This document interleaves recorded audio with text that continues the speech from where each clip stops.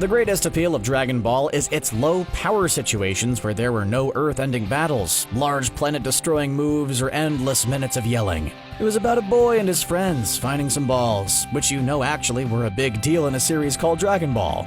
You know what the biggest threat in the first arc of Dragon Ball was? A tiny man with his two goons harassing Kid Goku with a few machines. Yeah, Emperor Pilaf was the main antagonist for the first leg of Dragon Ball, and he clashed with Team Dragon using his Pilaf machines. They were mech suits that allowed the otherwise normal bad guys to become actual threats, and when three of them combined, their power tripled. Goku could only cower and watch as one robot became three, stacked on top of each other. Yeah, it's maddening, I know. It's unlimited power. So yeah, it's pretty obvious that this is the weakest fusion I could find that counted. A well-placed Kamehameha destroyed one or two of these dime store mechs. Heck, the only thing that these mechs had over Goku was that they could fly, and even then, he could hit them with his extendo staff.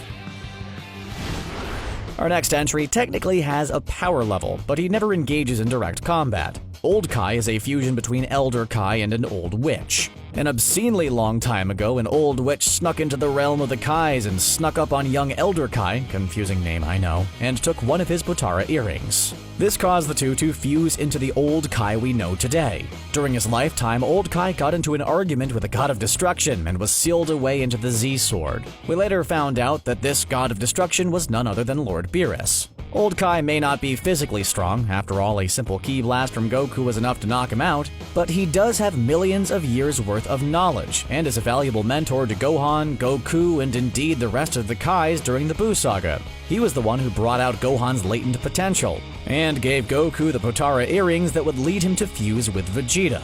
While he may just be a frail old man, Old Kai shows us that brains can overcome brawn. Now let's move on to a Kai that actually knows how to throw a punch or two. Kibito Kai is the Potara fusion between Kibito and Shin. The fused Kai takes on the physical attributes of both Kais, but retains Shin's voice instead of it being kind of altered, mixed with both like the other fusions. You mean I'm stuck this way? To Kibito Kai's shock, however, their fusion is permanent, which really sucks when you think about it. They only wanted to demonstrate the power of Potara fusion and really only did it on a whim. Apparently when Kais fuse, it's for good. Or so they thought, however. In Dragon Ball Super, the two finally got to split using the Namekian Dragon Balls. I wonder why Old Kai doesn't do the same.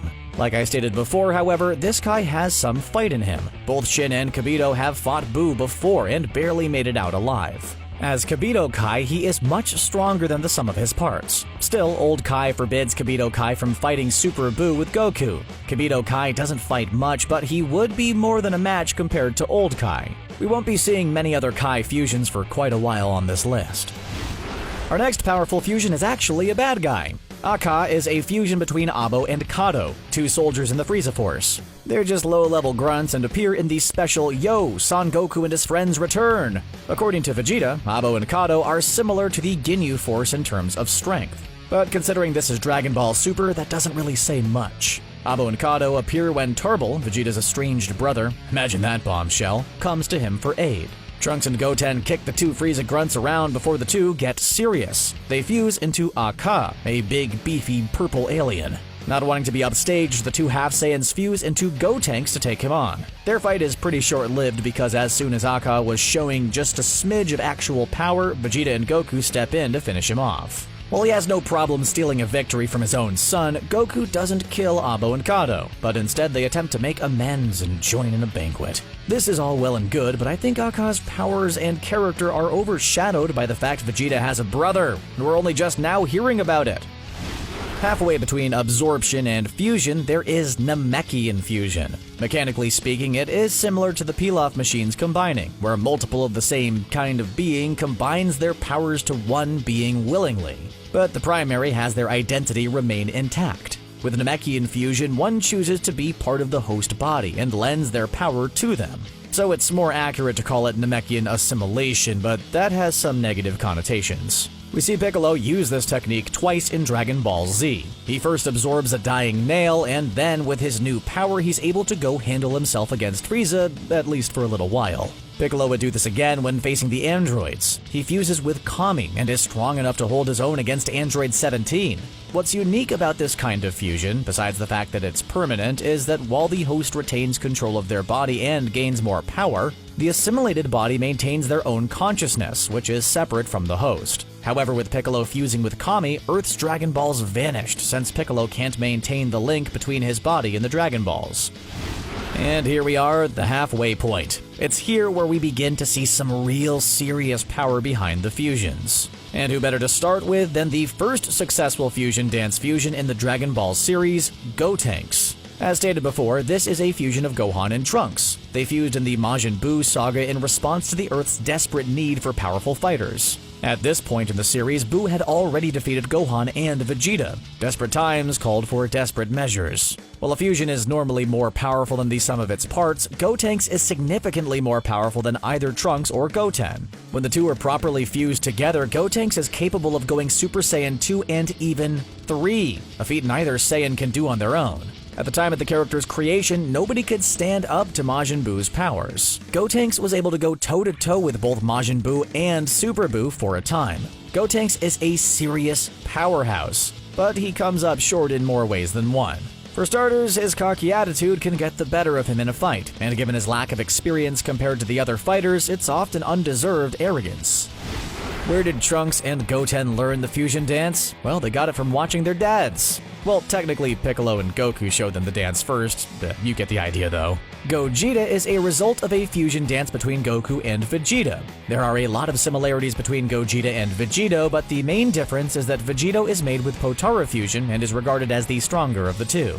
Gogeta was first introduced in GT, believe it or not. Gogeta was made when Super Saiyan 4 was a thing, and the two fused to take on Omega Shenron. They fused to make Super Saiyan 4 Gogeta and take on Omega Shenron.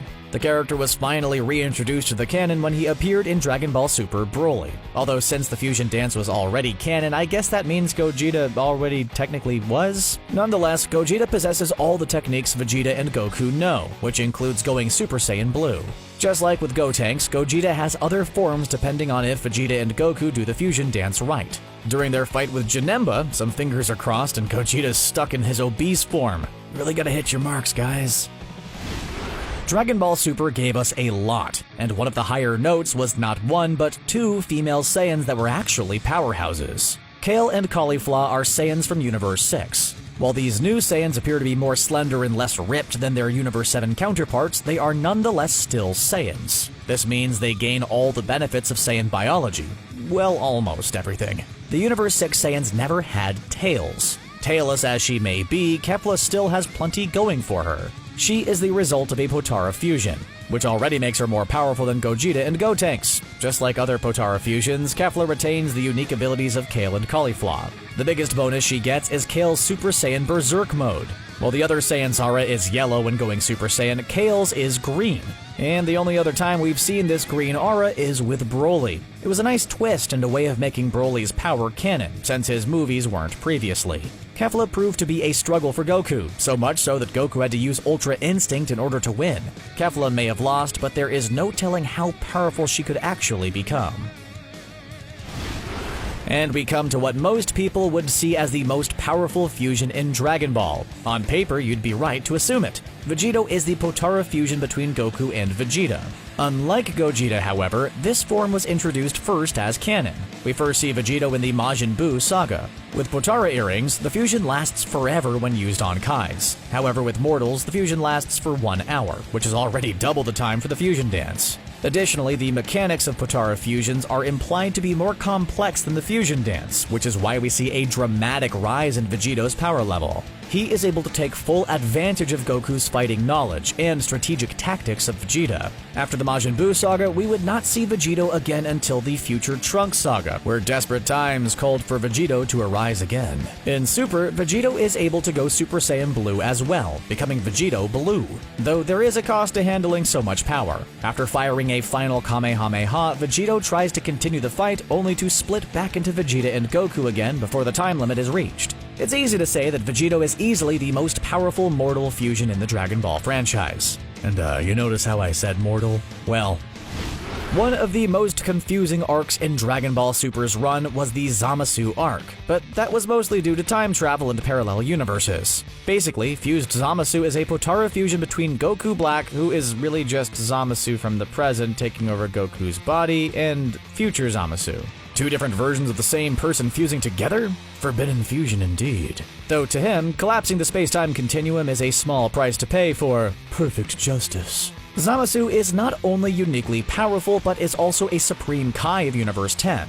Through a series of unfortunate events that I really don't want to recap, mostly because it would just get really confusing, Zamasu Potara fuses with a future version of himself to become even more powerful. While he was split in half by future Trunks using a power that was similar to Super Saiyan Blue but not actually Super Saiyan Blue, and later fought Super Saiyan Blue Vegito, it was still not enough to completely get rid of the guy. Even after being split in half, his will still lived on and threatened the entire universe. In the end, it took Zeno the Omni King wiping out the entire universe that Zamasu resided in to truly get rid of the guy. If you're so powerful that you need the king of the multiverse to delete the whole world, you win.